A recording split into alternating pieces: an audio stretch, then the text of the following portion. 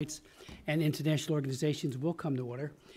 Today we will turn our attention again to the evil of human trafficking and discuss ways the United States government, both Congress and the administration, can combat this abhorrent crime more effectively.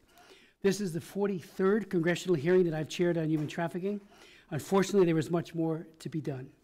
Around the globe, an estimated 28 million people are enslaved in labor or sex trafficking, with traffickers profiting about $236 billion annually. Today, we will specifically examine the 2024 Annual Trafficking in Persons Report, or TIP report, which the Department of State released just 2 weeks ago on June 24th. And I would just note parenthetically, getting the TIP report established, because I wrote the original law, was so hard. There were people in the administration who said, just put it into the country reports on human rights practices, make it a part D or C or a subheading somewhere, and not its own report. And we fought very hard in a bipartisan way to get that enacted, but it was very vigorously opposed and then finally, thankfully, accepted. As I was indicating, almost 25 years ago, I authored the historic Trafficking Victims Protection Act of 2000. Once again, the TVPA is up for reauthorization. My good friend and colleague, Ranking Member Wild, and I have a House passed bill, H.R. 5856, the Frederick Douglass Trafficking Victims Prevention and Protection Reauthorization Act of 2023. We'll have to change that to 2024 when the Senate, God willing, passes it. It did pass the House this past February by an overwhelming margin of 414 to 11. I do call on my friends and colleagues in the United States Senate to take it up. I have reached out to them continually, respectfully, but continually and urgently.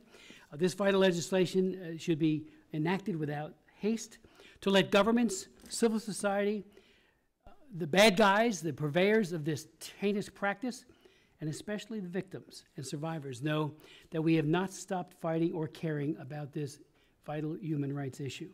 The reauthorization of key domestic and international programs and funding, including the State Department's Office to Monitor and Combat Trafficking in Persons, the role of the ambassador at large, and the continuation of the annual TIP report are all contained in the bill.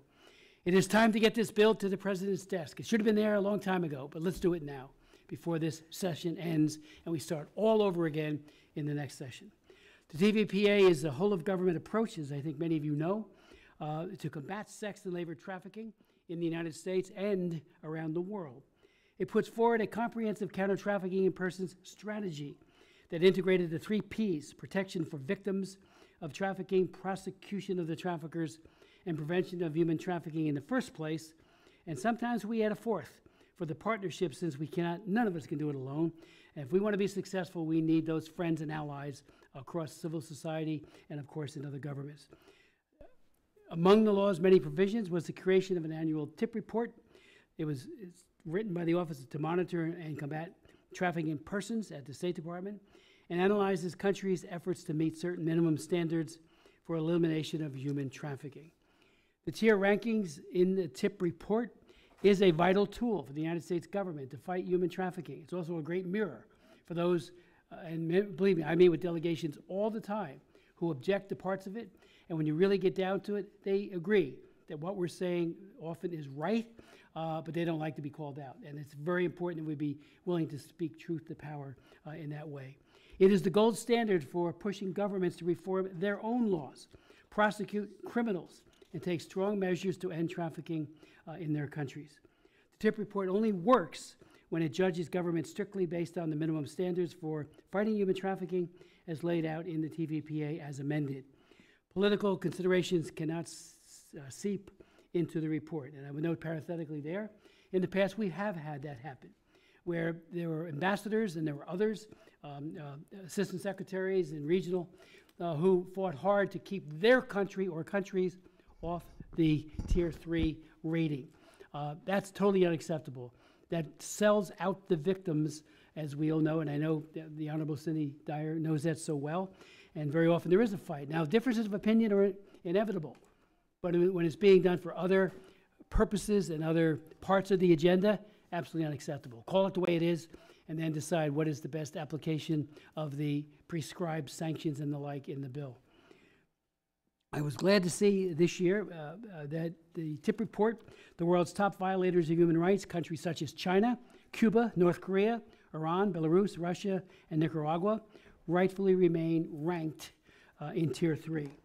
I was also glad to see that the TIP report highlighted Cuba's and China's role in state-sponsored forced labor, but we can still take this a step further by having the tier ratings take into consideration the countries who participate and purchase that forced labor, including from Cuba's foreign medical missions.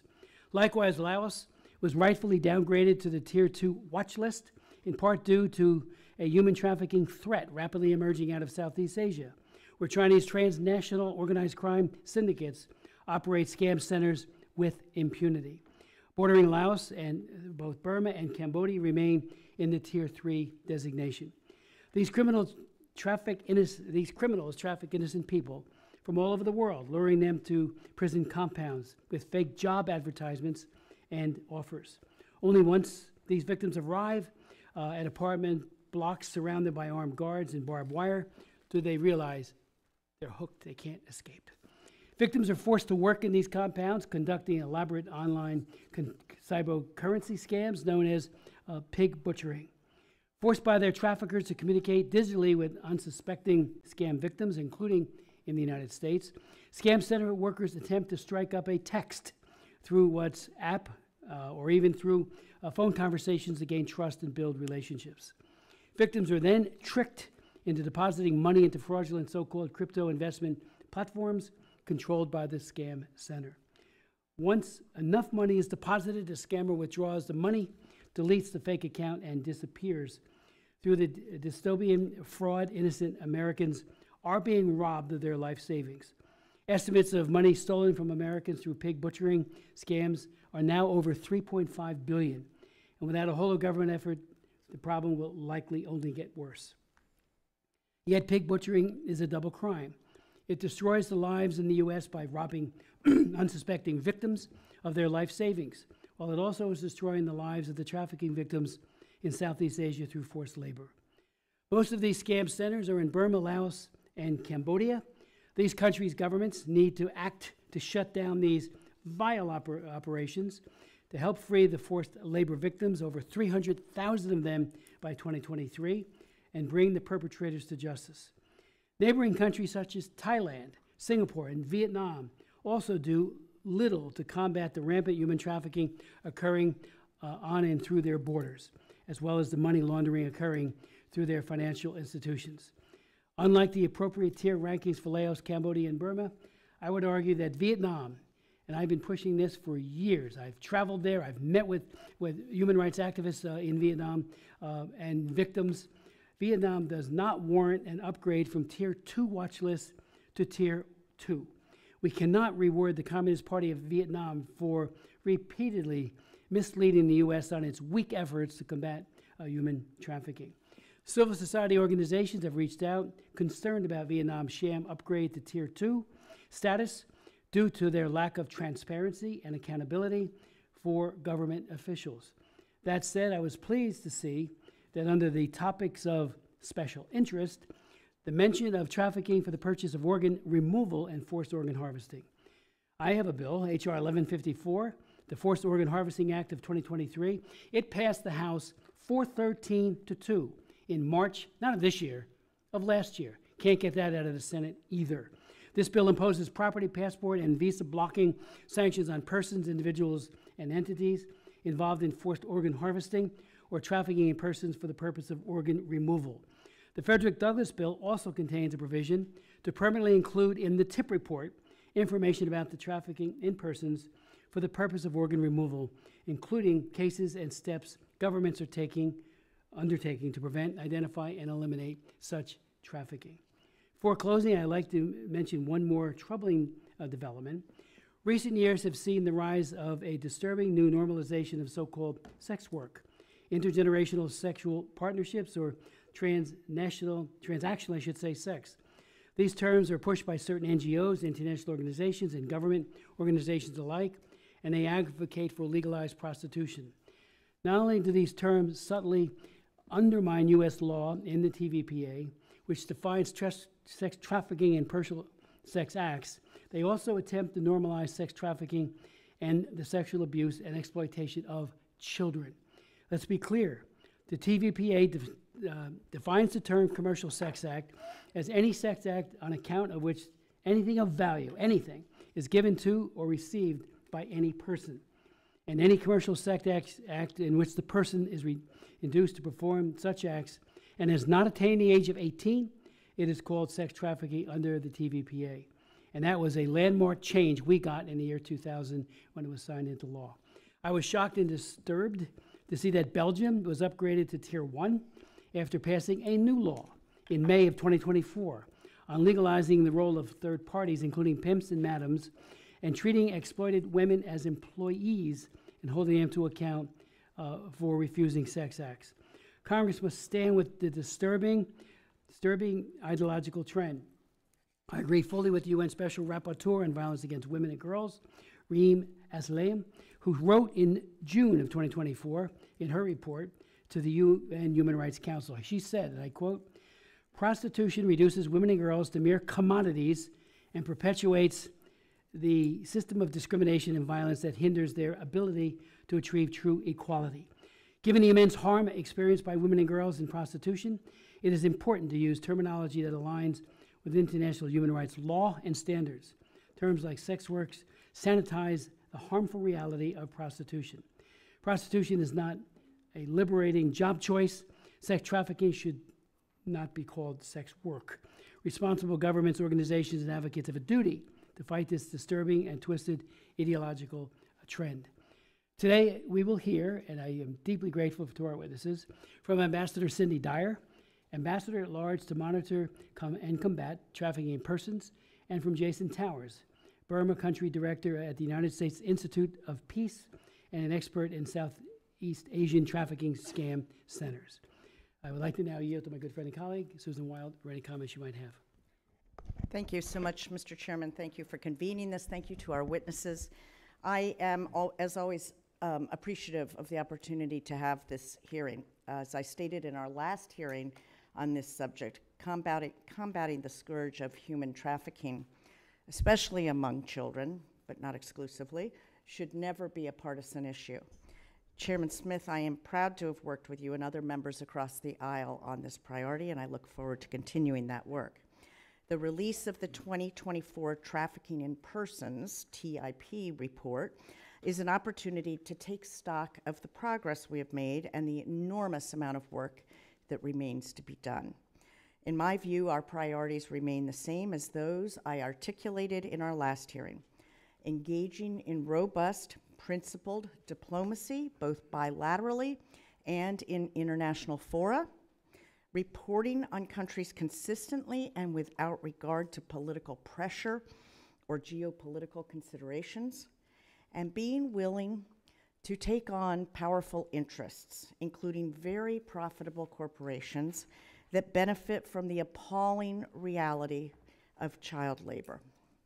To all the advocates and survivors who may be here today or may be watching this hearing, please know that we stand with you and we will continue working on your behalf. And with that, thank you, Mr. Chairman. I yield back. Thank you very much. I'd like to recognize Mr. McCormick. Dr. McCormick. Thank you, Mr. Chair. Are we doing questions right now? No, just any opening comments? Or? I appreciate you all being here. This is an extremely important topic. Recently got back from Bangladesh for the Cox's Bazar area, which obviously has some issues with the 1 million people in about a 13 square kilometer area where child labor and human trafficking and child trafficking is a massive problem. But we have our own problems here in the United States. So I'm looking forward to this discussion. Thank you. Thank you. Ms. Thank you, Mr. Chairman, Ranking Member Wild, as well as my fellow members here, and thank you to the panel for attending today. I appreciate your time and explaining to us a lot of questions that we may have. Being from Guam, I'm very interested in the Indo-PACOM area, and we'll be asking you a few questions. I appreciate your support today. Thank you. Thank you very Mr. much. Chair. Ambassador Cindy Dyer, and thank you for being here and for your service. Serves as the United States Ambassador at Large to Monitor and Combat trafficking persons and leads the Department of State's Office to Monitor and Combat Human Trafficking. Ambassador Dyer is a human rights advocate and lawyer with 3 decades of experience working at the local, national, and international levels to prevent and respond to human trafficking, sexual assault, and domestic violence. In December of 2022, the Senate unanimously confirmed Ambassador Dyer to lead the United States global engagement in combating human trafficking, and they made a very wise choice. For 12 years, she was the vice president for human rights at Vital Voices Global Partnership, an international NGO advocating and advancing women's leadership, where she worked to assess, improve, and implement policies related to human trafficking and gender-based violence. Prior to joining Vital Voices, she served in a presidential appointment as the director of the Office of Violence Against Women within the U.S. Department of Justice, where she served as the liaison between DOJ, federal, state, tribal, and international governments on matters involving violence against women. Ambassador Dyer began her career serving as a specialized domestic and sexual violence prosecutor in Dallas, Texas, and did that for more than 13 years. We then will hear from Jason Tower, who is the Burma Country Director of the United States Institute of Peace, and also serves as the director of USIP's program on transnational crime and security in Southeast Asia. Mr. Tower joined the USIP in 2019, has over 20 years of experience working on conflict and security issues in Asia. Since 2020, he has also conducted extensive research and published widely on the rising influence of Chinese origin crime groups across Southeast Asia, particularly in Myanmar. Mr. Tower is one of the first experts to begin documenting the sudden rise of forced labor scamming in mainland Southeast Asia. Since early 2022, he has played a key role in shining light on this poorly understood but rapidly growing instance of human trafficking. Thank you for being all here today, and I yield to Ambassador Dyer such time as she may consume. Thank you. Chairman Smith, Ranking Member Wild, and distinguished members of this subcommittee, thank you for the opportunity to appear before you today to discuss the 2024 Trafficking in Persons Report, or TIP report, which was released on June 24th, and the Department of State's efforts to monitor and combat human trafficking worldwide. The TIP report, which my office produces annually, contains narratives detailing global anti-trafficking efforts of 188 countries and territories, including the United States. It is the world's most comprehensive resource of governmental anti-trafficking efforts, including our own, and reflects the U.S. government's commitment to global leadership on this key human rights, law enforcement, and national security issue. This year's TIP report includes 19 downgrades, with 17 downgrades from Tier 2 to the Tier 2 watch list, including Hong Kong, Laos, Malta, Rwanda, and Uruguay. And 2 countries, Brunei and Sudan, downgraded to Tier 3. There were 22 countries whose rankings improved, including 3, the Republic of Korea, Poland, and Suriname, who were upgraded to Tier 1, and 5 upgraded from Tier 3. Notable upgrades to Tier 2 include Bolivia, Botswana, Bulgaria, Egypt, Malaysia, South Africa, and Vietnam. The 2024 TIP report documented several continuing and emerging global trends. First, we continued to track forced labor within Cuba's medical missions across 53 countries. The PRC's Belt and Road Initiative and other PRC-affiliated projects in 32 countries, and DPRK workers exploited abroad in 19 countries. Second, the department newly documented that Russian authorities, middlemen, private military companies, or Russian-affiliated forces used coercion, deception, and, in some cases, force to recruit foreign nationals, particularly Central and South Asian migrants, as well as citizens from Cuba and Syria, as fighters in support of Russia's war of aggression in Ukraine. And third, the report highlights the continued growth of online scam operations, with centers emerging in new regions and victims recruited from an expanding list of source countries. While the tier rankings are important, the TIP report is, above all, the U.S. government's principal diplomatic and diagnostic tool to guide relations with foreign governments on human trafficking, with the narrative and recommendations providing a roadmap to improvement, and the rankings a means to encourage governments to increase and improve their anti-trafficking efforts year after year. In addition to narratives outlining steps governments are proactively undertaking to combat trafficking, the 2024 TIP report also implicates additional governments in perpetrating the crime itself, with a policy or pattern of trafficking, now including 13 countries, with Belarus added back to the list and Sudan newly added, alongside 11 countries that have remained on the list, including Cuba, DPRK, PRC, and Russia. This year's TIP report introduction examines the role of digital technology in the fight against human trafficking. In particular, it highlights how traffickers use digital technology in perpetuating and facilitating human trafficking, but also how digital technology can be used effectively by the anti-trafficking community to monitor and combat this heinous crime.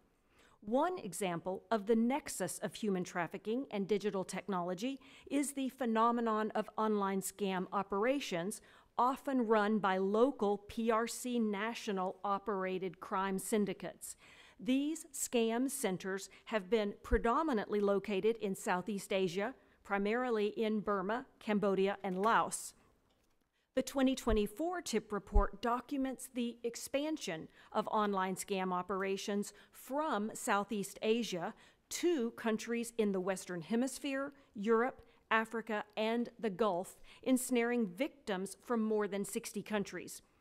But digital technology can also contribute to the solution as well. For example, digital technology can be used to disseminate information to help prevent trafficking and assist victims. It can also empower law enforcement to uncover a digital trail, helping bring perpetrators to justice. Addressing human trafficking in today's world requires an understanding and use of digital technology to uncover evidence of trafficking, protect victims, prosecute perpetrators, and ideally prevent this crime. These efforts will require governments, law enforcement, technology companies, and civil society to work together to develop and utilize innovative technologies and approaches to address today's and tomorrow's challenges. The introduction to this year's TIP report also addresses other areas of interest, including Cuba's coercive labor export program, in which tens of thousands of workers, the majority of whom are medical professionals, are sent around the world, but often have their wages taken by the Cuban government and are not free to leave the program. Other topics of special interest include forced marriage, trafficking in persons for the purpose of organ removal, the intersection between trafficking and persons with disabilities, and the importance of worker empowerment as a tool in combating labor trafficking. The TIP office remains committed to listening and centering the voices of those with lived experience of human trafficking, partnering with survivors in meaningful ways, from drafting sections of this year's TIP report introduction to advising us on our programming, is critical to establishing effective, victim-centered, trauma-informed, and culturally competent anti-trafficking policies and strategies that address prevention, protection, and prosecution. Survivor input is a central tenet of the federal government's approach to combating human trafficking. As a movement, we must engage survivors early and often in the development of our policies and programs. Allow me to share a few recent examples of State Department survivor engagement. This year, we were honored to have members of the U.S. Advisory Council on Human Trafficking join the U.S. delegation at meetings of the Organization of American States and at the Organization for Security and Cooperation in Europe, delivering remarks on the importance of survivor leadership in anti-trafficking work and other topics such as prevention strategies. A council member again joined the cabinet officials and other leaders from across the government in the February meeting of the President's Interagency Task Force to monitor and combat trafficking in persons. The TIP office has increased funding for locally based and survivor-led initiatives through its foreign assistance programming. Earlier this year, we invited organizations to submit applications to provide technical assistance to foreign governments, civil society organizations, and public international organizations to establish survivor leadership and partnership structures around the world. While modest in size, our foreign assistance programs, which include bilateral and regional initiatives, child protection compact partnerships, and our research-driven, evidence-based program to end modern slavery projects, punch far above their weight in terms of reach and impact. Our multi-year phased approach means that as of the start of this year, we have more than 100 bilateral and regional projects in 84 countries, totaling over $240 million. On the same day we launched the TIP report, we also put out a solicitation for proposals to address recommendations in the report. This includes potential new programming touching priority issues in every region of the world. For example, potential projects focused on online scam operations and reducing the reliance on victim testimony in criminal justice proceedings in the Western Hemisphere, as well as addressing human trafficking in the Belt and Road Initiative. We are also working to establish child protection compact partnerships with several governments. And earlier this year, we launched the Partnership to Prevent Trafficking in Persons with the government of Zambia. This P2P program builds on the partnership model of the CPC program, but expands the anti-trafficking efforts to focus on adults as well as children. As long as there is a profit motive to exploit other human beings for gain, trafficking is at risk of existing. But working together, whether across the aisle or across the ocean, we can work to end this abhorrent practice. So again, thank you for all of your support, and especially Chairman Smith, Ranking Member Wild, and Representatives Salazar, Amata, and Manning, as well as House Foreign Affairs Committee Chairman McCall for shepherding the Frederick Douglass Trafficking Victims Prevention and Protection Reauthorization Act of 2023 through the House. I very much hope to see passage of a Trafficking Victims Protection Act reauthorization this Congress. Thank you, and I look forward to your questions. Thank you very much, Ambassador, for your testimony and leadership. I'd like to now turn to Mr. Tower. Chairman Smith, Ranking Member Wild, distinguished members of the subcommittee, thank you for the invitation to be here to speak to the growing threat that forced labor scamming represents to the United States and to global security. The United States Institute of Peace is an independent, nonpartisan institute established by the U.S. Congress that works internationally on the prevention and mitigation of violent conflict and to support U.S. national security interests overseas. I'll be speaking today to the findings of a new USIP Senior Study Group report that was published in May of 2024, titled Transnational Crime in Southeast Asia, A Growing Threat to Global Peace and Security, as well as to ongoing research undertaken by USIP on issues related to forced labor scamming and the role that especially Chinese origin crime groups play in this new form of crime. Since 2022, a new form of highly sophisticated online scamming known as pig butchering has emerged as a growing threat to U.S. national and global security. And I would say at this point that we really face a global security crisis as a result of this new form of criminality. Pig butchering involves establishing a relationship of trust with a target over an online platform, often this being a romantic relationship through which the perpetrator asserts psychological control over the victim, and ultimately the victim is compelled into investing everything that she or he owns into a fraudulent online cryptocurrency platform. The perpetrator then disappears with the funds, and in most cases around the world, victims are not only unable to recover their worldly possessions, many of them are often left deeply depressed, and we're also seeing growing instances of suicide among those who've been impacted by these scams. This form of scamming is being perpetrated by transnational organized crime groups from the People's Republic of China, based in Southeast Asia, where they have relocated over the past 2 decades and where they've established a web of elite influence, and in some instances have even taken over control of territories, establishing criminal zones from which they can engage in criminal activity in impunity. These PRC origin crime groups have set up thousands of compounds to house these pig butchering scams across the region, and they're presently spanning out of the Southeast Asia region into other parts of the world, notably into Dubai and into Africa. The US lost over $3.5 billion to these scams perpetrated by the Chinese origin crime groups out of Southeast Asia in 2023. And that's only the amount that has been reported, noting that the majority of the cases go unreported. Globally, USIP found that these criminal groups steal over $63 billion per year from people in more than 100 different countries. They have powered these scams using forced labor, tricking hundreds of thousands of people into cyber slavery through online recruitment scams, another form of scamming, which involves enticing victims with the promise of high-paying jobs, only to traffic them into forced labor conditions where they're subjected to torture, often threatened to be sold into slavery and other compounds if they do not successfully scam or meet very aggressive targets by the scam syndicate operators.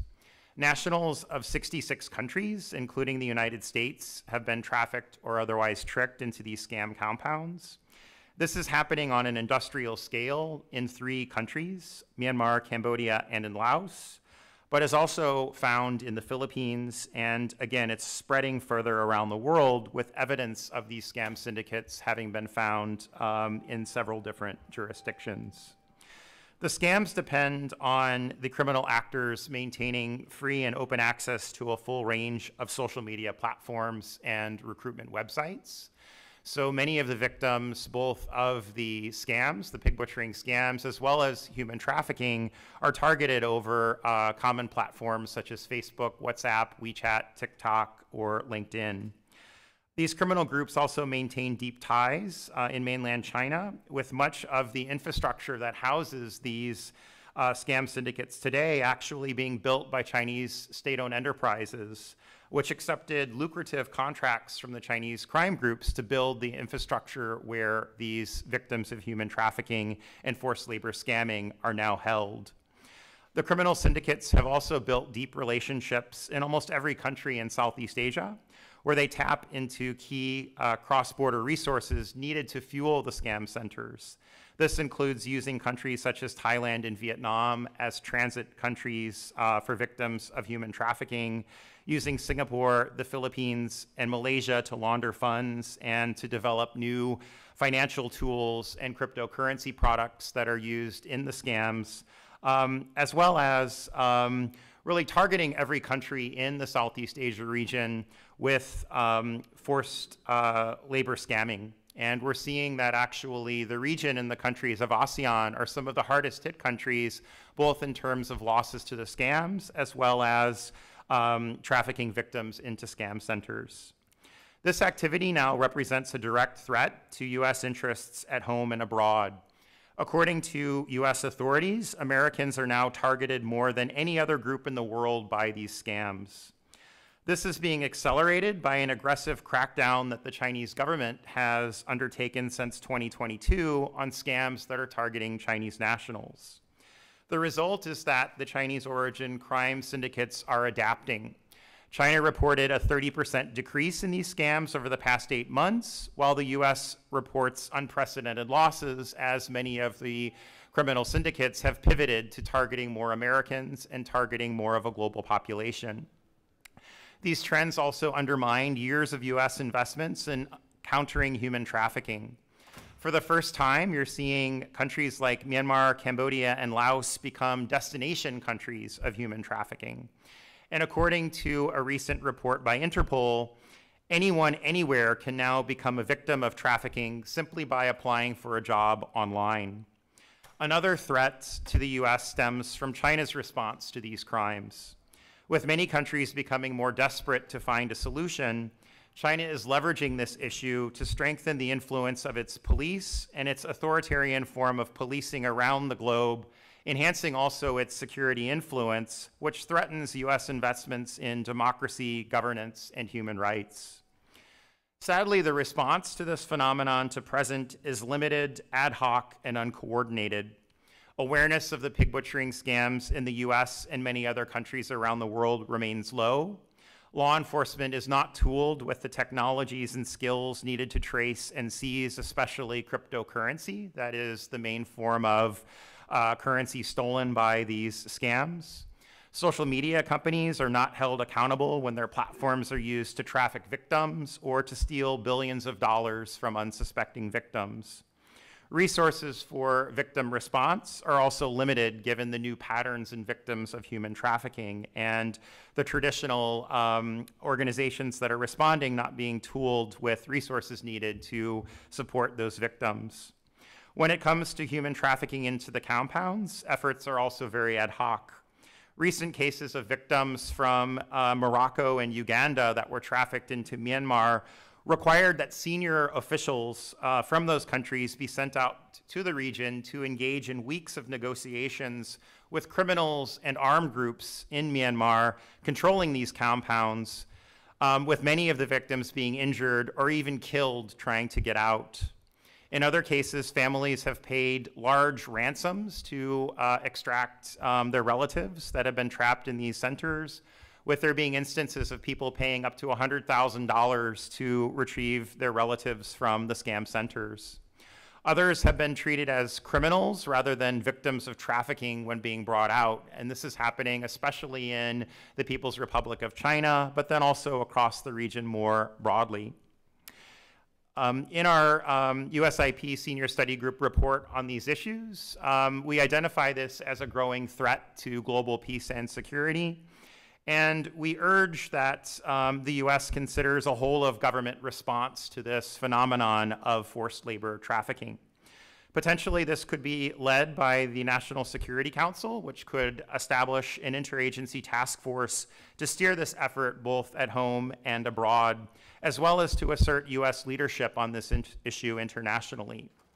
The report also looks at other options, including advancing much more robust international cooperation to systematically constrain the criminal networks that are behind these scams. This may require leveraging sanctions or other punitive measures to target the malign actors that are behind these scams, including elites in countries that continue to provide criminal actors with protection in Myanmar, Cambodia, and Laos in particular. The report also looks to increase investments in the gathering and sharing of information on all aspects of the forced labor scamming industry, and in the building of the capacity of law enforcement and regulatory agencies to recover funds, particularly by enhancing capacities to trace cryptocurrencies. It also suggests engaging in a nationwide public awareness raising program to protect US citizens, and also that the US support similar awareness raising programs internationally. The other recommendations include investments in prevention of new forms of technology-fueled human trafficking, focusing specifically on mobilizing active involvement of the private sector in reversing some of these trends in the social media space. And lastly, we call to hold the PRC accountable, given that it was in fact the People's Republic of China that played a significant role in enabling this current crisis.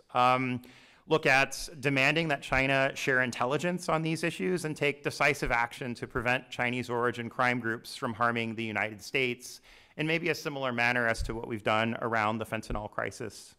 Thank you for inviting me to testify, and I look forward to questions. Mr. Tara, thank you very much and for highlighting a seriously underappreciated and unacknowledged problem that's happening, as well as your other work. Thank you for that. I would like to ask a couple of questions and yield to my colleagues that I have more questions I would like to pose. But I'd like to start off with the whole issue. Remember last time, Ambassador Dyer, I asked you about the unaccompanied minors, the 85,000. That was the generally accepted number of those coming across our border who we had lost contact with. Did not know. I mean, I reached out to Homeland Security, as you recommended, and we still don't know what happened to those kids. And that number could be far in excess of that now. We don't know. It probably is. And HHS as well, but Homeland Security is what you had recommended. We reached out to both. And I'm wondering, what can be done? Are we trying to track those kids? Find out where they are? I mean, I'm a great advocate of adoption, and I know how important home studies are and how important it is to vet those who are going to receive a child and make that child part of their home. Well, when that conveyance of that child is occurring in mass, and that's what has been happening, those kinds of very high bar standards are not even close to being fulfilled.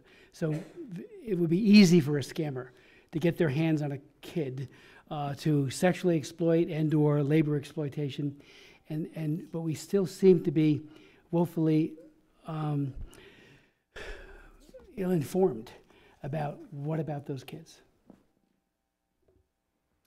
The plight of the unaccompanied children who have, especially those who have been identified working in completely inappropriate workplace environments that has been reported in the news, it is heartbreaking. I do recall your interest and your passion for this subject, and I am happy to report what we have done most recently. In particular, the State Department works closely with our colleagues at DHS and HHS, who share responsibility for processing unaccompanied children and caring for them, placing them, and discharging them, hopefully, into loving and appropriate homes. We know that the increase in the reports of child labor violations, especially as we spoke about of migrant children, it is terrible in itself, and it is a risk factor for becoming a risk of trafficking in persons.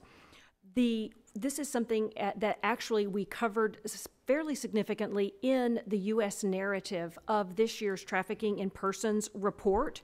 HHS is vetting and assessing sponsors, and they have in fact expanded their post-release services. And they are committed to expanding those post-release services to all of the children that have been placed with a sponsor. In particular, the Trafficking in Persons report, as we address this issue globally, we are specifically recommending increased funding so that all children have legal representation. Having access to a legal counsel will provide specific security and safety for them. Additionally, we, and I think this is something that you had brought up, are encouraging and recommending increased in-person wellness checks. As we know, the children that you have spoken about were individuals, they were with a sponsor that did not respond to a phone call. And so our Trafficking in Persons report is therefore recommending then in-person wellness checks for individuals that don't respond to a phone call. If I can interrupt, is that being done now? That is recommended in the report, and I do know that... That doesn't take legislation, that just takes executive action.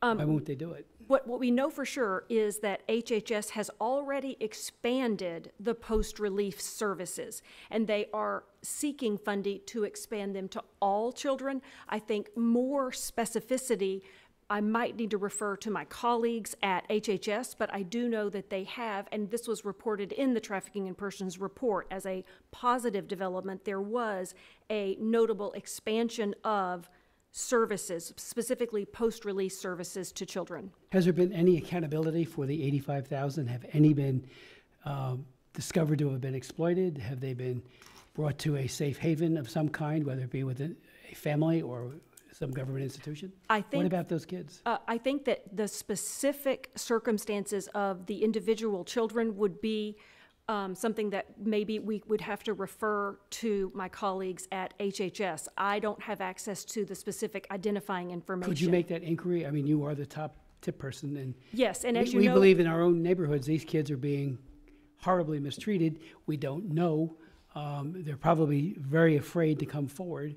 And, you know, in the FY 2023 amount, 15 million, that was reduced. It was 18 million in 2022, so it looks like there's even less money available for this.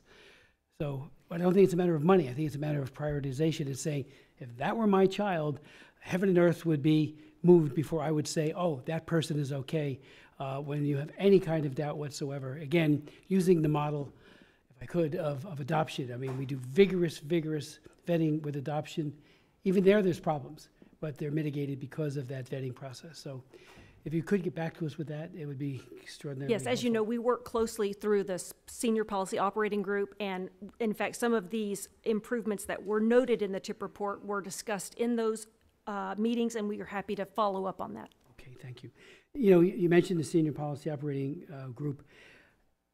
COVID taught us that many of these purveyors of harm to children quickly during COVID-19 went to using the internet and using it very effectively to recruit, groom, and ECPAT did one report after another and exposed.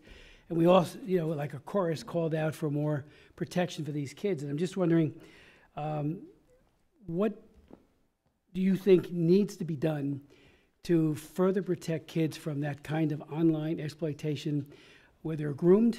I mean, we saw in one instance there was a grooming that took place within an hour.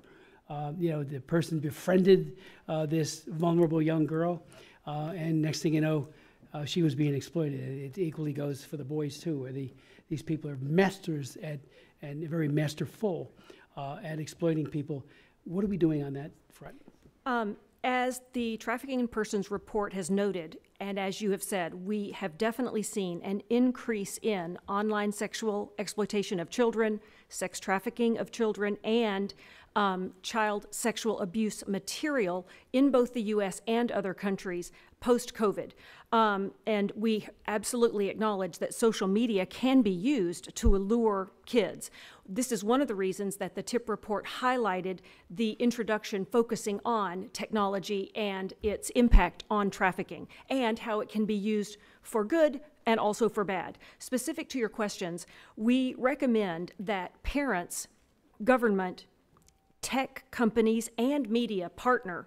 We believe that there should be a prioritization on education so that children have online safety tools. Additionally, if kids are online, we are suggesting and promoting that perhaps developing and utilizing online tools and meet them where they are. We also know that technology can be used for good. It can help identify victims. It can help victims self-report, and it can help victims access service and know about service. There are a couple of examples of where technology has been used for good that I will flag. One is the Trafficking in Persons Office has supported the International Center for Missing and Exploited Children, who are using a multilingual virtual training to provide much needed training on how to use technology in many different languages to thousands of criminal justice professionals. I will also highlight the very successful Child Protection Compact that was focused on Philippines and specifically on online sexual exploitation, which has seen a measurable decrease in that crime. So I think that this is an opportunity for us to be aware of how it can be dangerous, but also utilize how it can be effective. And there are a couple of other notes about this that are noted in the introduction, including IOM has a counter trafficking data collaborative, which makes data more available. And one other one, which I think is a good example of companies doing good. IBM has a traffic analysis hub, which uses AI data sets to help us better respond to this problem. I appreciate your interest, and that was exactly why we had the technology focus in our introduction to this year. I'll just ask two others, and then in the second round, I have some additional questions, because I'm out of deference to my good friend and colleagues, and ask them to take however much time they would like as well. With Cuba, you did mention, and we do know that Cuba is a situation where they forcibly send healthcare workers to other countries, and I'm wondering what those recipient countries are doing to ensure that they're not receiving a forced laborer coming to their shores.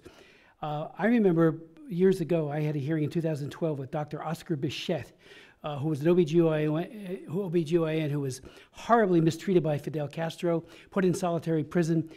He was an OBGYN, like I said, and he was just an amazing man.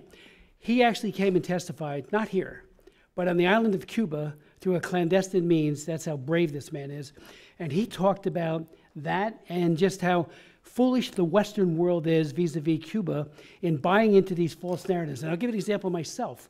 I nominated, I was one of many, but I led the effort in the Congress to have Leo Chabot named as the Nobel Peace Prize winner, and he got it.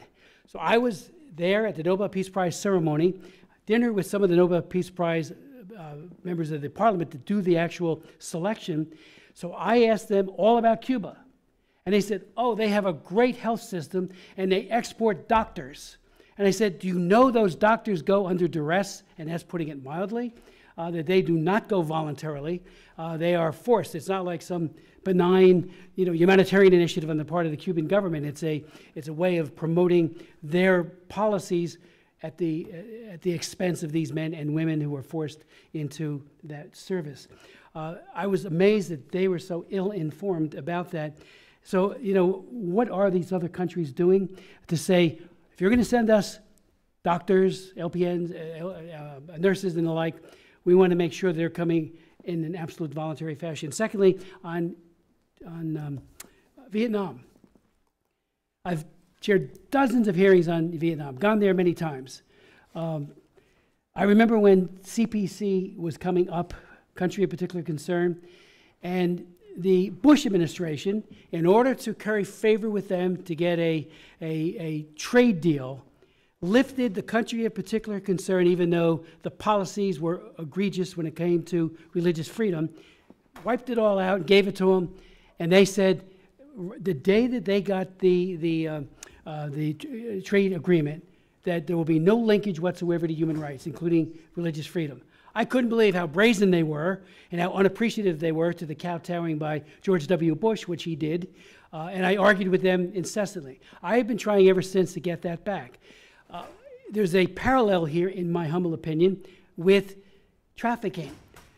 Because we want to curry favor with the Vietnamese government vis-a-vis China, for example, as maybe like a new China card, going back to the old Soviet Union mentality, we're willing to overlook very serious human rights abuses against journalists, on religious freedom, and torture, and trafficking.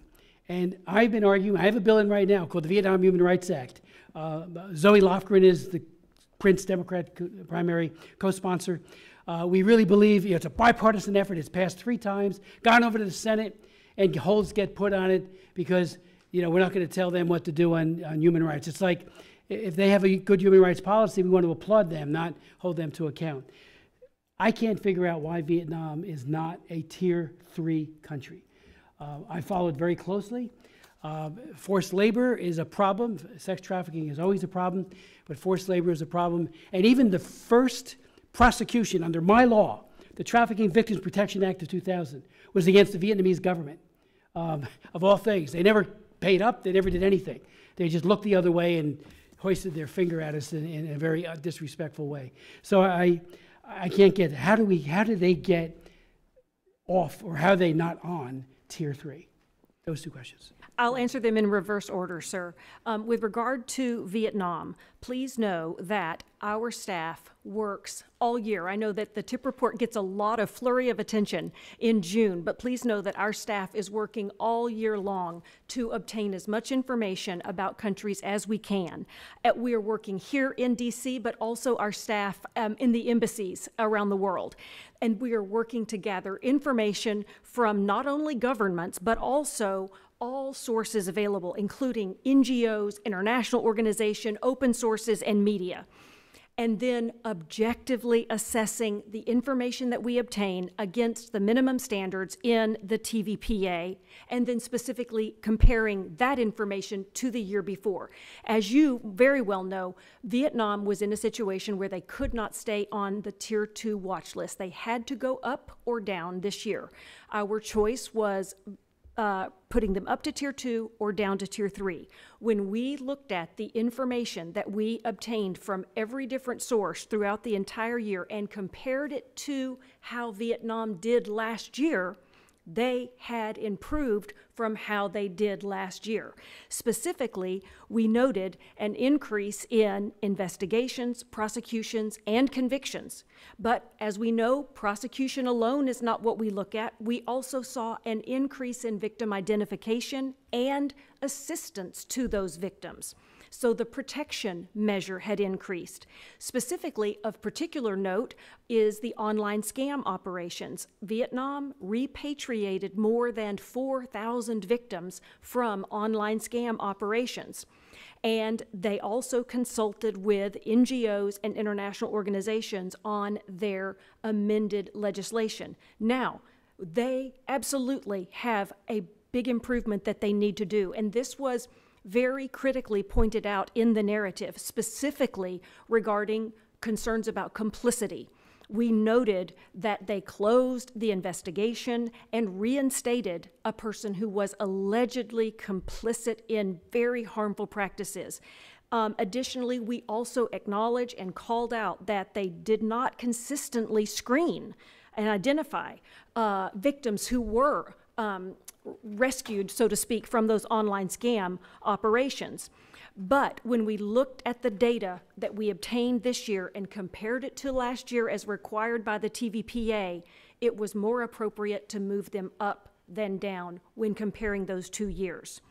I would love to turn my attention now to the first question that you asked me regarding Cuba, and I have to say that I had a similar situation as what you described. I had the benefit of meeting with several survivors of individuals specifically from Cuba's medical missions, and I met directly with these amazing heroes. Some of them had left that mission years before. Some of them had left only 1 or 2 years. So we had a huge range of age span. And it was really that meeting with them that inspired us to have a special interest box on Cuba and to more vehemently call this out and specifically state that the government of Cuba does profit from forced labor in their export program. It is, in fact, a significant revenue source.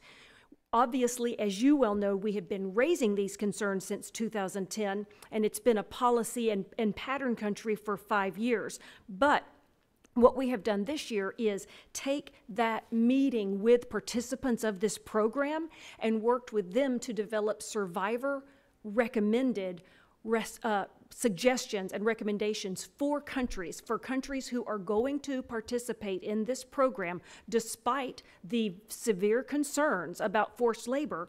There are things that these survivors want them to do, and so we have taken that survivor-led recommendation list and shared it with every country that we know of who participates in that program.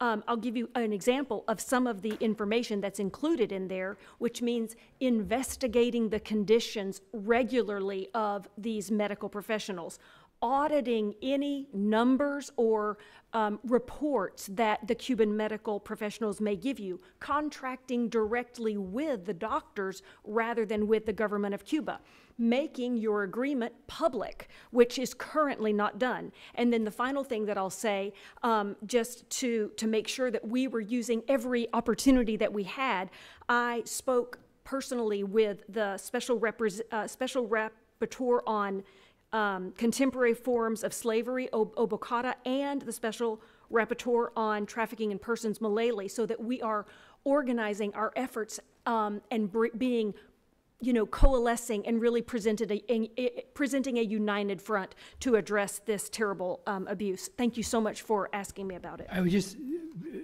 point out that Vietnam, there was a June 24th Reuters story, and I'm sure you saw it, and the questions are being raised about Hanoi's accuracy, honesty in conveying information to us. And, you know, when you have a government that is known for abuse in a myriad of areas, you know, there needs to be a sense of skepticism, healthy skepticism, to accept their numbers. And human rights groups have raised that with you, and I hope you take that back, because, and to compare it to last time they should have been tier 3. You know, they should have been tier 3 for a number of times, because they are, and I worry that geopolitical considerations are crowding out the concern for human rights, and trafficking in particular, because of this other part of our geopolitical strategy for that area vis-a-vis China. So I do thank you for your answer, but if you could just keep that in mind. And Dr. Tong is here. I just want to point out he's a Boat People SOS that has been a great friend and advocate for the people of Vietnam. And just to get an example, I'm sorry for my colleagues for going on, but back when, during the Clinton administration, they wanted to forcibly repatriate people who were part of the Comprehensive Plan of Action. They were numbers of people deployed all over Asia, including and I went to different refugee sites, including High Island in Hong Kong. And we were forcibly sending people back saying they're not refugees. And he came forward, he being Dr. Tong, with credible, actionable information that there was a corruption rampant in the selection process. I did an amendment on the floor that passed that ensured that we did it, that we didn't have somebody else contracted out, and 20,000 people came over. But I had 4 hearings on that, and the administration was adamant that, no, these aren't refugees. They have repatriation monitors that are waiting. When they come to Vietnam, no re-education camp for them. Instead, they will be monitored. So I had a hearing with the monitor, one of them. There were only 7. And I said, who accompanies you when you're in that village or town or whatever it might be? And he said, well, the secret police. So do you think anybody is going to say, oh, by the way, I'm in for a horrible time here, when sitting right next to him is somebody from the secret police? Ain't going to happen. So, you know, Hanoi has a horrible reputation for dishonesty. I'd like to now yield to Dr. McCormick. Thank you, Mr. Chair. Appreciate you all being here today. This is an incredibly important topic, one of dire consequences for those people who are involved. I think we're all aware of it, and we all care very much so. So I would never accuse anybody of anything other than that. I think everybody here really cares. That's why we're here. With that said, I'd also like to take an opportunity to recognize Governor Kemp in Georgia and First Lady Marty for their efforts to clean up what we believe is a hub for child trafficking in Atlanta, which we've really tried to tackle and take it very seriously in our home state.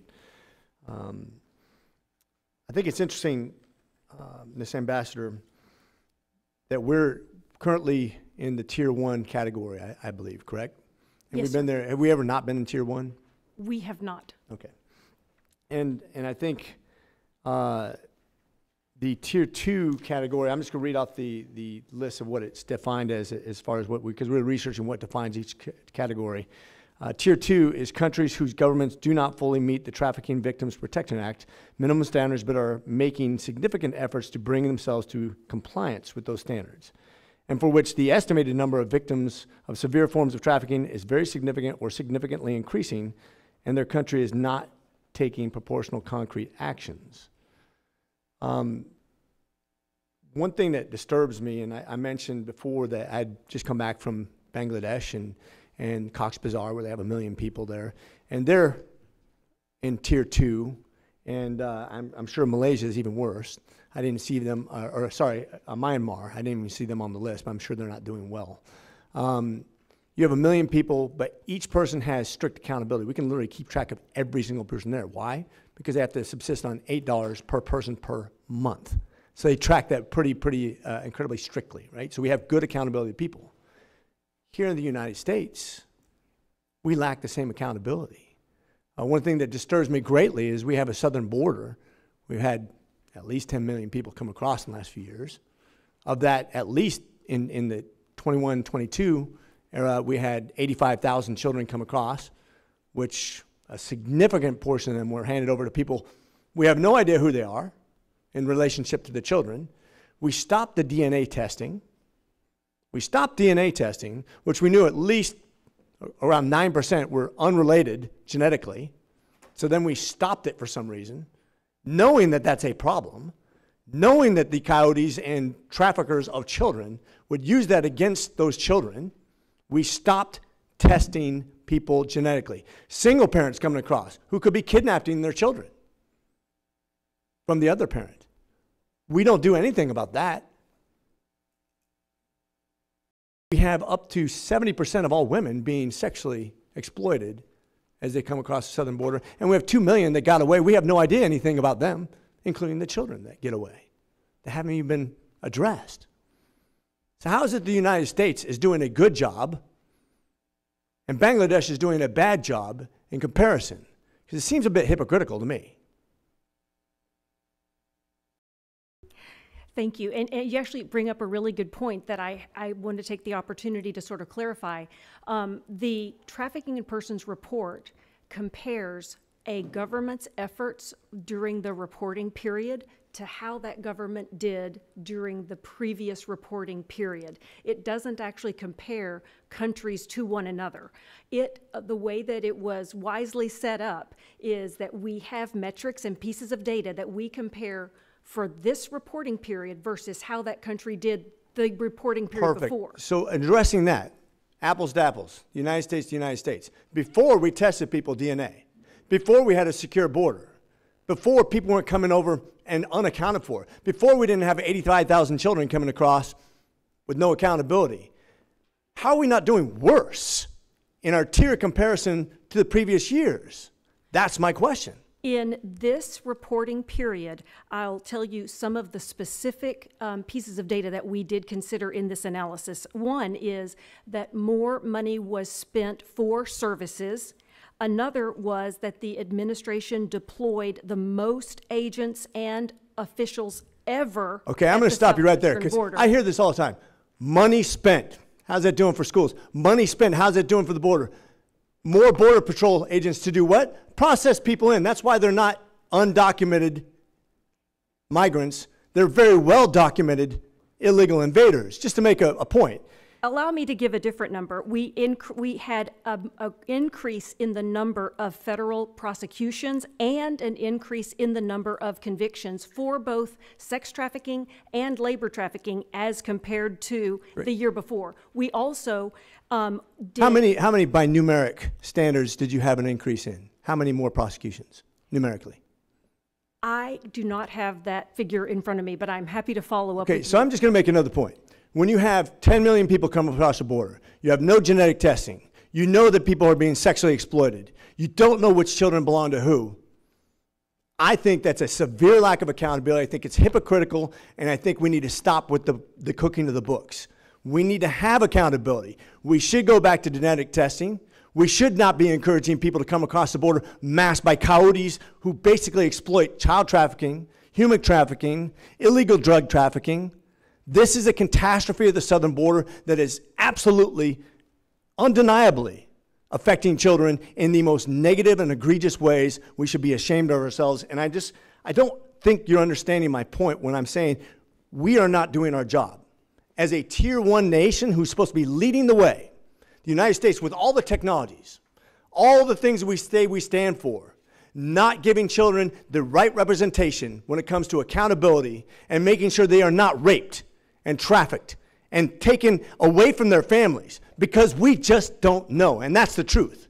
And that's what I want to leave you with. Because I think unless you can explain how we have better accountability than we did 4 years ago, I just don't think it's worth the conversation until we can actually get back to that point. I think that one of the things is that the president independently issued a proclamation which suspended irregular entry until the numbers of unlawful crossings had dropped. And he did this independently, and that is something that happened during this past reporting period, which was an improvement from the year before. So he suspended what? He suspended all irregular entries. So there's no, what is a regular versus an irregular entry? The border, in an effort to have a safe and humane and protected border, there is a requirement that if you want to present for seeking asylum or for some other reason, you have to utilize the CBP1 app and use it at a particular entry. And they are funneling in an effort to do really what you're saying so that you have a better idea of who is coming in so that people are not coming in without us knowing who they are. So there were efforts made. But I will also point out that this is also, we get our information about the government efforts, not just from what the government gives to us. We receive information from civil society organizations, NGOs, service providers. I've been to the border. And I've seen it, and I'm are- just going to interrupt you for a second because we're kind of out of time. I want to respect Mr. Moylan's time, but let's get real. Because you filled out an app, because you said the child belongs to me, because you're a coyote or you're whomever, and you're maybe or maybe not related to a child, doesn't give me any confidence that we've improved accountability. I think it's all talk. It's all paperwork. It can all be absolutely cheated on. We have no better accountability. We don't know who these children are with. We don't know if they're related to them. I think we've been absolutely supporting a farce when it comes to accountability. It needs to stop now, and I'm going to end with that. Thank you. Arthur, Mr. Moylan. Thank you, Mr. Chairman. Ms. Dreyer, obviously, as my colleagues and the chairman has been discussing, these transnational criminal organizations, these TCOs, they present big challenges for us, of course, and most countries just can't adopt to it, and especially in the Indo-Pacific area, which is my greatest concern. These groups are indifferent to national borders, as stated by my colleague here, and in groups like the Yakuza and the Chinese Triad and Southeast Asia criminal and terrorist groups. They just exploit international law to do their operations. They don't care. They really don't care.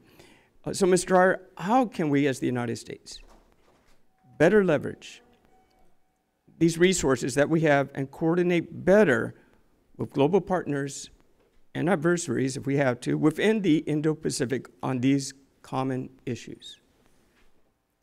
I think that there are a number of things that we can do to improve the situation that you have spoken about. One is through the information in the Trafficking in Persons report.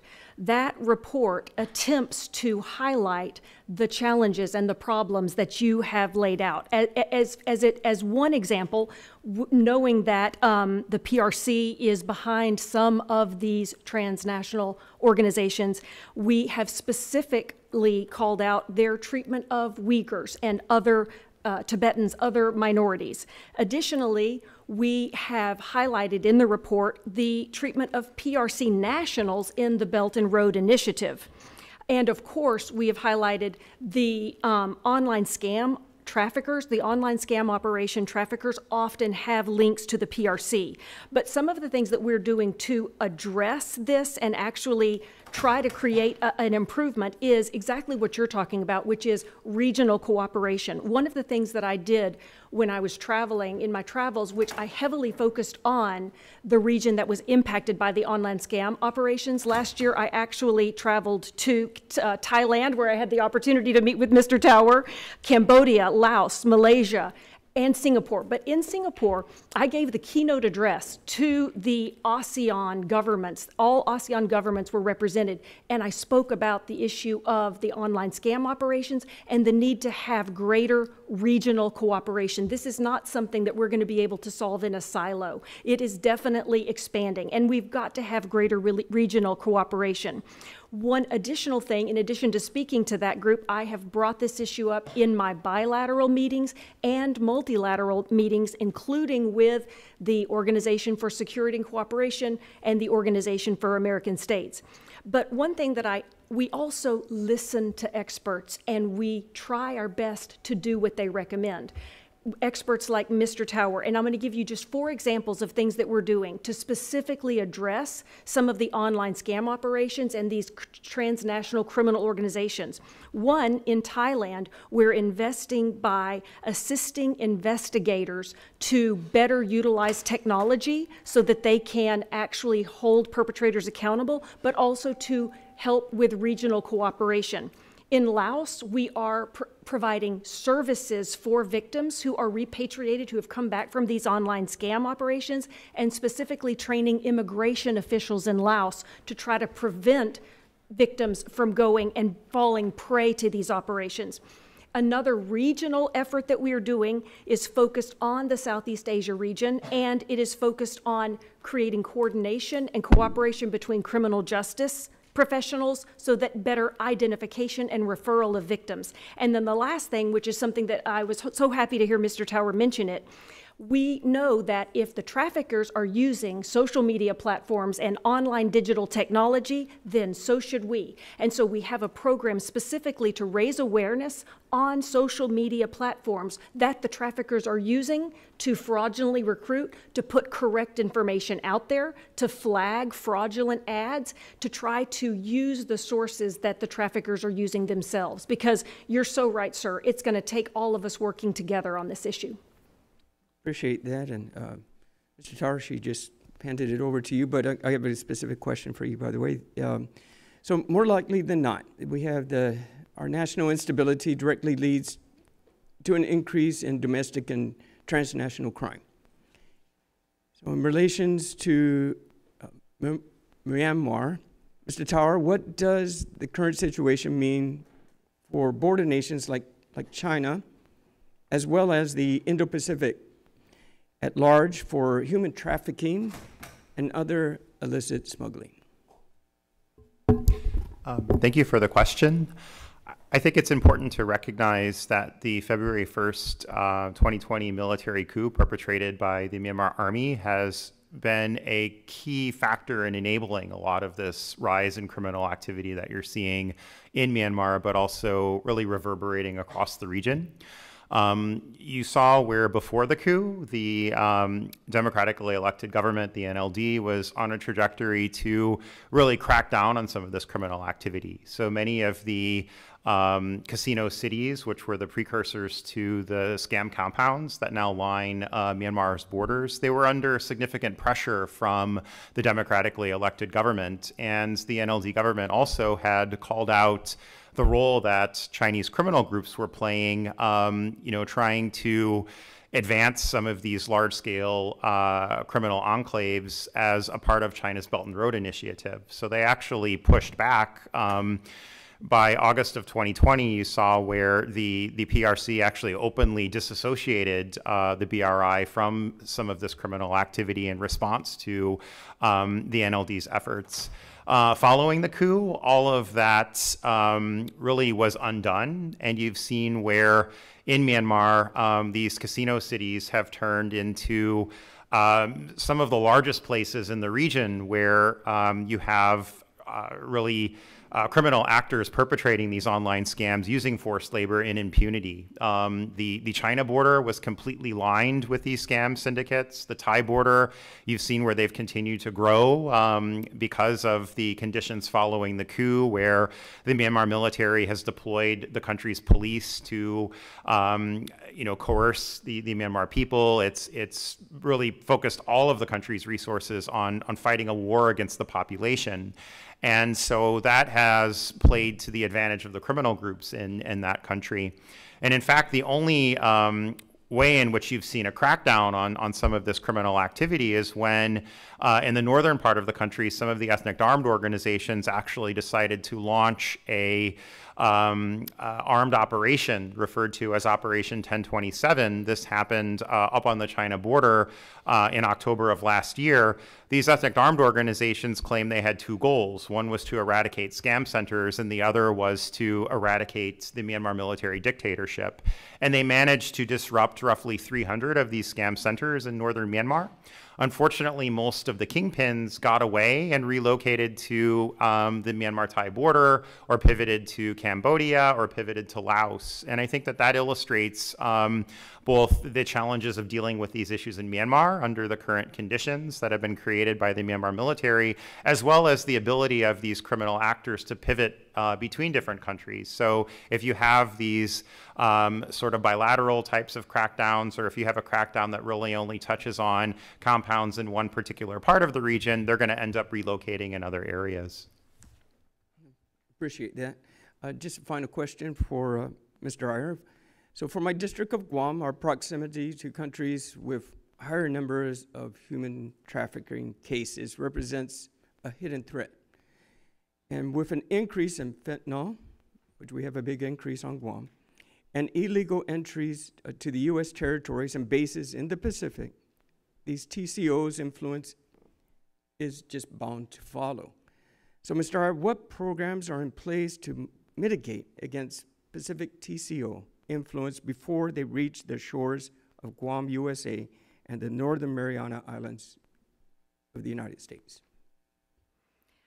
With regard to the PRC influence, I think that we have a number of things in place that we are using where the Department of State participates with the interagency. For example, the Forced Labor Enforcement Task Force. We have the Uyghur Forced Labor Prevention Act. I think if your question is pertaining, and there may be specific resources or support to the Northern Mariana Islands or to Samoa, that would probably come from the Department of Justice or the through the Office of Victims of Crime. My organization, as far as our programming money, can only go to countries outside of the U.S. And so we don't have programming in your area, but we do have programming in nearby areas, for example, the Philippines, that have been really successful. And we do have some regional programmings that could be of support for you and your compatriots. Perfect. I thank you for that. Thank you, Mr. Tower, as well. Mr. Chairman, that concludes my questions. Thank you very much. Thanks for joining us. So good to see you. Just some final questions. First, starting with China. I currently, and I've done this in the past for years, I chair the Congressional Executive Chinese Commission. It's a bicameral and includes executive branch individuals. It's a very robust, very focused on getting to the bottom of human rights abuse of all kinds in China. And we've had numerous hearings, and one of them was recently in October. It was a hearing on how forced labor on Chinese fishing vessels and in fish processing facilities taints America's seafood supply chain. Among our witnesses was Ian Urbina, who has done some amazing reporting that was carried by the New Yorker, and I'm sure you know and have read his stories, on China's deep-sea fishing fleet and its human trafficking violations. One of the most shocking things our hearing revealed was the role of the U.S. government in subsidizing China's egregious labor rights abuses, primarily through procurement by DoD and also Department of Agriculture of tainted seafood. On U.S. military bases and federal prisons and via the National School Lunch Program, fish tainted by forced labor is being bought with U.S. taxpayer dollars. If you ask these government procurers why they would do that, they point to price. There is an exception to the Buy America purchasing policy if prices are deemed unreasonable, and sure enough, when you are competing with seafood caught and processed by slave labor, you will be underbid every time. So in ostensibly complying with, quote, the law, our DoD, USDA, and others violate 3 laws that I can think of: Section 301 of the Trade Act, the Uyghur Forced Labor Prevention Act, and the Countering America's Adversaries Through Sanctions Act, not to mention the letter, if not the spirit of the law, of the Trafficking Victims Protection Act. My question for you, and I wrote, and I was joined by Senator Merkley, who's my co-chair.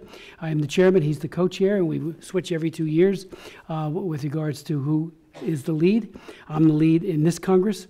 And we jointly did a letter to all the agencies asking, why aren't you stopping this? Why aren't you applying the law? And we've got crickets back and no response of any meaningful fashion. I'm shocked by it, and shocked. My question is, what can you do with your office, particularly in these interagency meetings? I mean, our supply chain should be untainted by, and again, Ian did an amazing job at great risk to his investigators over the course of several years. They had them deployed to these ships any day, night. They could have been thrown overboard doing this reporting, and they found that the abuse was overwhelming to these, and it's all forced. They have no choice. Some of them are Uyghurs, and others are people from North Korea. Will the president consider signing an executive order, for example, banning the purchase of tainted seafood and applying U.S. law?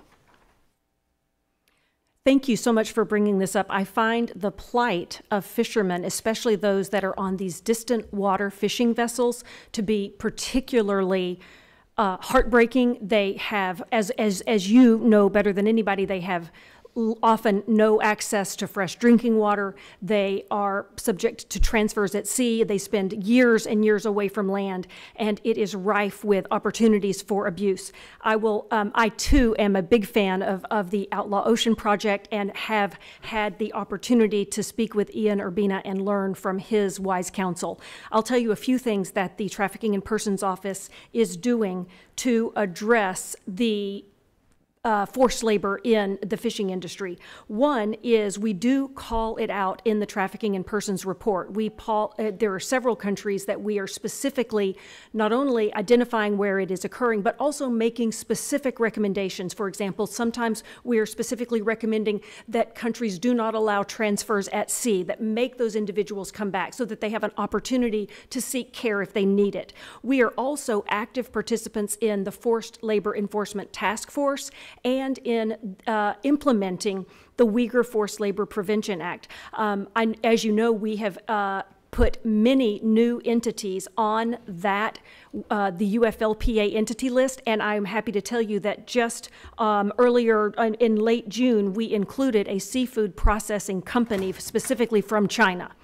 Recognizing your excellent point that there is abuse in this system. Many of these individuals are, as you said, Uyghurs. I know that I believe Ian Urbina has also pointed out the abuse of individuals from the DPRK in some of these seafood processing companies as well. So we are utilizing the law that Congress gave us. And we have seen that it is working. In fact, the UFLPA is causing countries, they are afraid of being put on that entity list. It's enough that I've even recommended when I'm engaging with multilateral or bilateral folks at the OSCE, I'm saying you better do this because it's working and you don't want to be a dumping ground for things that we're not going to take. We're also, of course, not exclusively utilizing the UFLPA, also, of course, the withhold release orders. Thank you for mentioning the federal acquisition regulations, which are designed to prevent the import of goods made with forced labor. I know that this has come up in some of our forced labor enforcement task forces. There is now training for individuals in order to get certified to be an official under the FAR, the FAR. You have to have training on a regular basis about trafficking in persons. I also acknowledge that more needs to be done. This is an area, it is difficult to regulate the open seas. We are really working on coming up with a concise list of recommendations to give to countries the way that we have done, like those that are accepting individuals from the Cuban medical missions. We need to do a better job. We're certainly calling it out, but it is a challenge to regulate the open seas, and we are grateful for the tools that Congress has given us and certainly trying to use all that we have. You know, just on the Uyghur Forced Labor Act, I'm one of the 4 co-authors of it. Totally bipartisan. I've done a number of oversight hearings, and we're finding we have flaws in the very bill that we did. One of them is the de minimis amount of $800, where things coming out of Xinjiang, everything's under $800, and it's not. But there's no real effective capability, so we're looking at lowering it or getting rid of that very de minimis standard, which again, you learn as you write laws. The other point that I'd like to, with regards to fishing, and one of the heroes recognized by TIP has pointed out in amendments to the Thai fisheries law, STF issued an open letter on June 25th, just a few weeks ago, and it basically talks about it's you know, they say how they want to work with the Thai government, but they also want to be very clear because some of the recommendations that are coming forward by the Thai government look like they're going to be counter to protecting workers' rights. Allowing for the return of at-sea transshipment of catch and at-sea crew transfers, allowing children under the age of 18 to work on these ships, and there's a whole list. I'm sure you're familiar with it, but I'm wondering, you know, what the response might have been from the Thai government on this, especially since one of the tip stars brought this out and has spoken about it so strongly. I had an opportunity to meet that hero when I was traveling this past September, and she the woman I met was just truly inspiring. I think that I am tracking with your question. We know that Thailand had actually put into place some more strict laws as the result of sort of outrage and scrutiny that they had. We understand that they are concerned that their laws are stricter and therefore it's impeding their business. And so we understand from our NGO colleagues and CSO colleagues that there's a consideration of rolling back some of the restrictions that they had put into place. Ironically, I actually met with the new the new ambassador from Thailand to the U.S. and brought up this very issue in our bilateral engagements and just flagged it for him, because I know that it is of top of mind for our civil society organizations, and certainly something, these types of changes in laws are certainly things that we track and comment on in the Trafficking in Persons report as well. Where is the administration on the sex worker? You know, when the woman who heads up the United Nations Special Rapporteur on Violence Against Women makes such a strong statement, which I completely agree with, prostitution results in grave and multiple human rights violations such as torture, inhumane and degrading treatment, and violates the right of safety, dignity, and privacy, the highest standards of health, freedom of movement, and family. And she talks about that artificial distinction, and I've been talking about this ever since we did the original TVPA back in the 1990s. You know, the line of demarcation between somebody who voluntarily is doing this versus a woman who is forced, fraud, or coercion, or has not attained the age of 18. That's simple. That's based on age. But the other is often absolutely blurred, and she makes that very point in her statement. And she says that terms like sex work sanitize the harmful reality of prostitution. What say you? Like you, I am aware that there are some hard felt feelings on both sides of the use of that term. As far as the United States, and in my office, we do not use it. It is not found in our Trafficking in Persons report. I will point to one of the things that I read when I first had the opportunity to come on was the Advisory Council's annual report from, I think, 2020, where it gave a discussion about terms and which terms survivors preferred to use. And they also gave a really thoughtful discussion about why. I try to abide by the wise counsel of survivors. And so we have done that here. Of course, additionally, in the United States, we have in place National Security Directive 22, which is still in place, which says that the United States government opposes prostitution, that it is not a legitimate form of work, and it is inherently harmful and dehumanizing and contributes to trafficking in persons. That's the USG National Security Directive. You and I both know that a lot of these laws are done at the local, at the state level.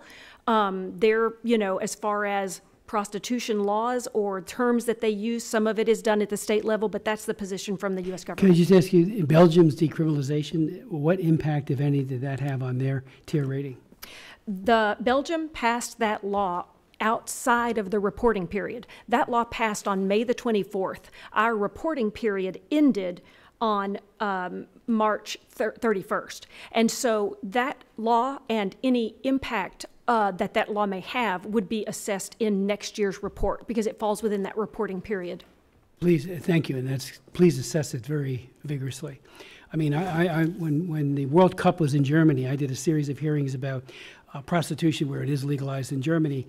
And frankly, I was shocked how, again, that line of demarcation between a voluntary, so-called, and I have to say so-called prostitute, because there's no such thing in my opinion, and certainly not an underage, they don't exist. It is a form of sex trafficking, an egregious form. And the justifications that came from the German government were outrageous in my opinion. And I actually had women, when we were trying to get the TVPA passed, going way back, I had met a number of women in St. Petersburg, Russia with my wife. I brought a resolution up at the OSCE EPA, you know, in 1989 this was. So we were with all these women who had been trafficked, and Miramed had rescued them and helped them, an NGO. And many of them went to Germany. And they told their stories, and I was, through tears, they told their stories. When we were having trouble with our legislation, two of them came here and told their stories before before my committee, you could have heard a pin drop. So anyone who has this fanciful, foolish view that somehow that is some kind of liberation, it is anything but. It's polar opposite. And those women made it very clear. So please be very vigorous in looking at Belgium during this next reporting period. And Mr. Tarrant, thank you for your testimony. Sorry that I haven't had a whole lot of questions for you, but you're doing a great job. What is the China's complicity in the scam situation? If you could speak to that. Yeah, so there are several different factors at play here.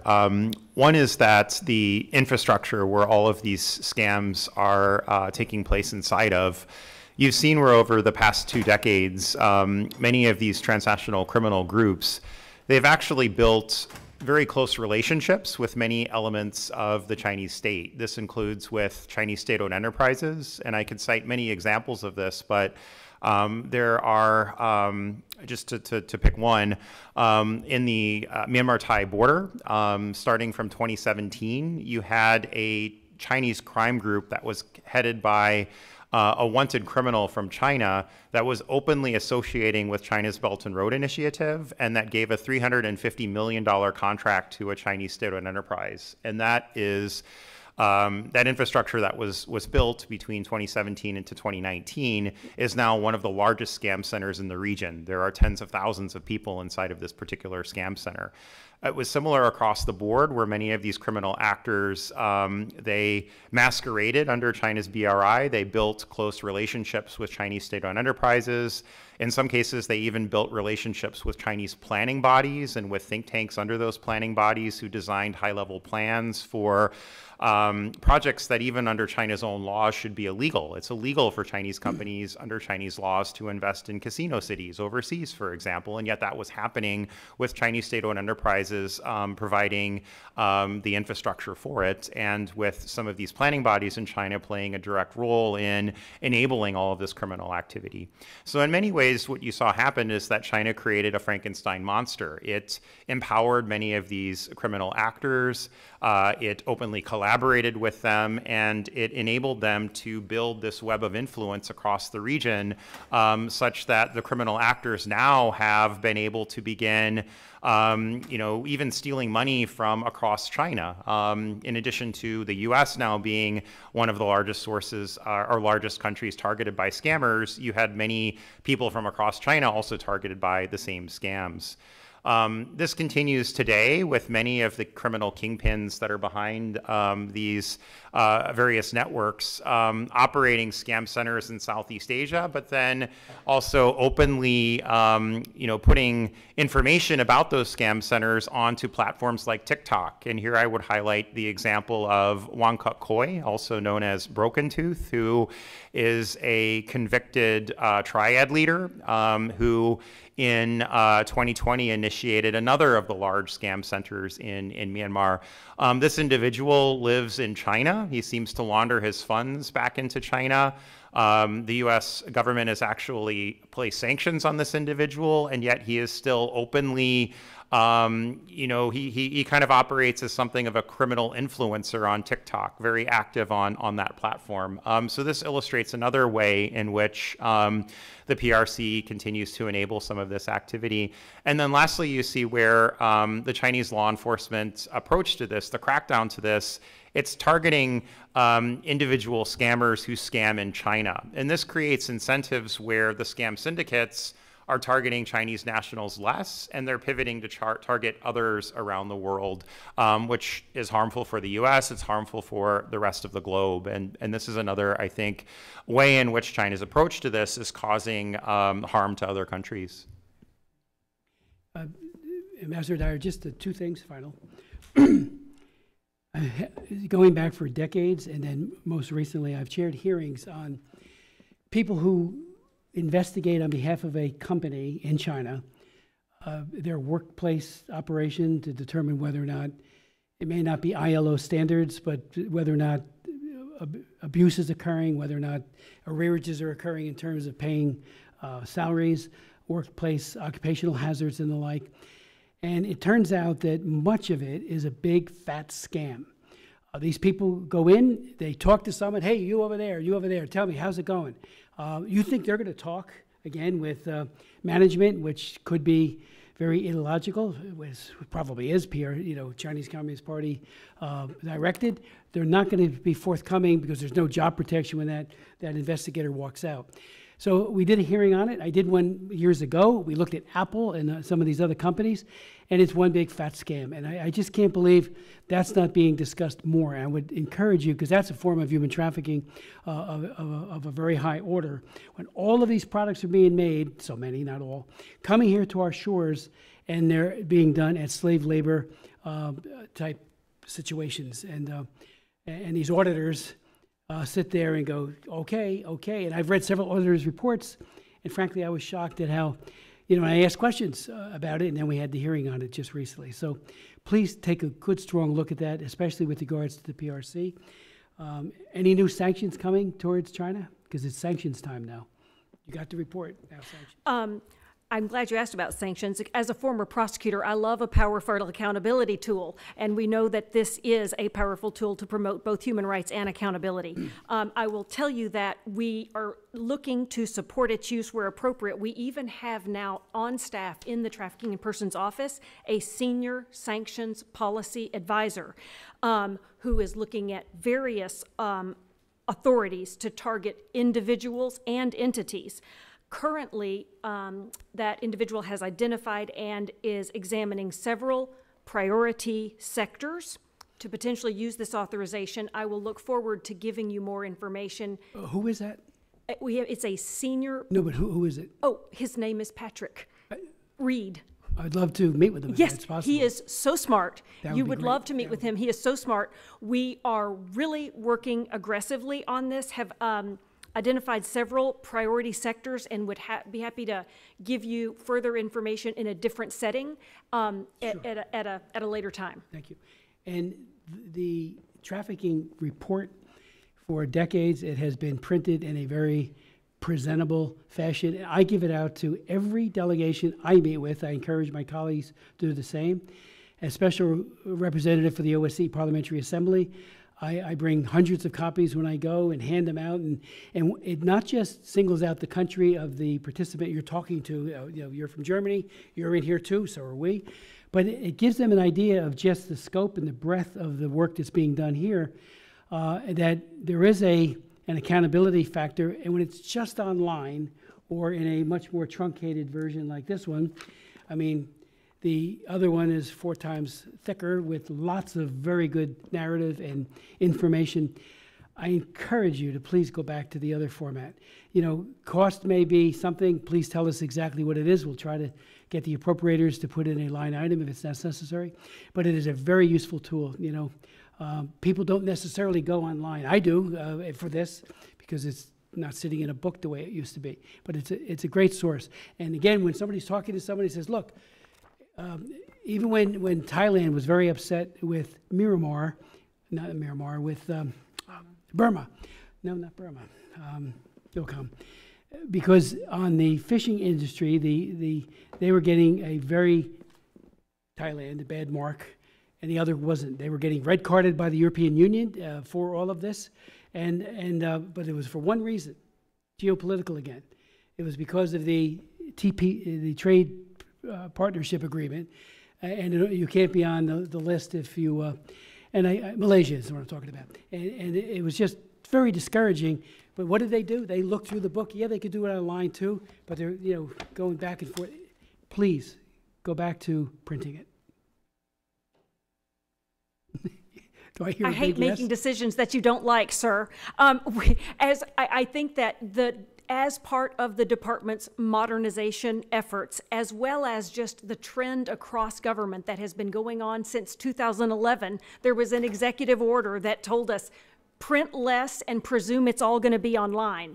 As you said, we experimented last year with the last year that was fully printed was 2022. That had the one that you liked with all of the country narratives. We experimented last year with just printing the introduction, and we still suffered with significant delays in the printing. And it is partially the cost. Get a new printer. But It is, you know, the length and the delays have made it super frustrating for us. And right now, we stand out as an outlier. We are the only congressionally mandated report that the State Department still has done in a print form. And in truth, I know that you use it, truly use it and like it, and I think a lot of people certainly do, but the demand just isn't there for printed reports as it used to be. People don't want to have a heavy book that they have to take on the plane when it's available online, and we are trying to make the online version more accessible. It's searchable. We'll have a PDF up there so you can search Cuban export or whatever it is that you're interested in. And so we are trying to, while taking away something that I know that you love, hoping to replace it with something that you will come to love. And I appreciate— PDF isn't available now, is it? It will be if it's not already. It takes a little longer to get it formatted. And so if it's not up yet, it will be. Thank you, sir. Anything else you want to add before we conclude the hearing? Oh, sanctions, new sanctions. I shared with you the information about the sanctions did, that yeah, I have. I meant Oh, so sorry. I did look at you and talk about. Do you think we should do new sanctions vis-a-vis China? Especially with the Treasury Department? I think one thing that I've observed is that if you go back to December of last year, there was an announcement made to have some coordinated sanctions that involved the US, the UK, and Canada, targeting some of the perpetrators that were behind the forced labor scamming across Southeast Asia. The UK actually did place sanctions on some of the Chinese origin, the representatives of some of these Chinese origin crime groups, as well as representatives of the Myanmar Army's Border Guard Force, as well as some of the other elites across Southeast Asia, including in Cambodia, that are responsible for the forced labor scam syndicates. I think you've not yet seen sanctions put out in quite the same way by the US, although I would note that there were some of the same individuals that are involved that are targeted by earlier sanctions for other crimes. So for example, in Laos, Zhao Wei has been sanctioned by the US, or I mentioned earlier the sanctions on Broken Tooth, who's another key Chinese criminal involved in this. But there are many additional targets, I think, that are there that, you know, for example, now the UK has targeted, including some of these individuals deeply involved in Myanmar and in Cambodia and other parts of the region, as well as many of the Chinese criminals and other enablers behind these crimes. So it would seem that sanctions could be one tool whereby which additional pressure could be placed on some of those involved in perpetrating the crimes, and which could also potentially, if done in coordination with allies and partners, could really, I think, put more pressure on this broader criminal industry that is increasingly causing so much harm around the globe. Okay. Well, again, thank you both, and the hearing is adjourned.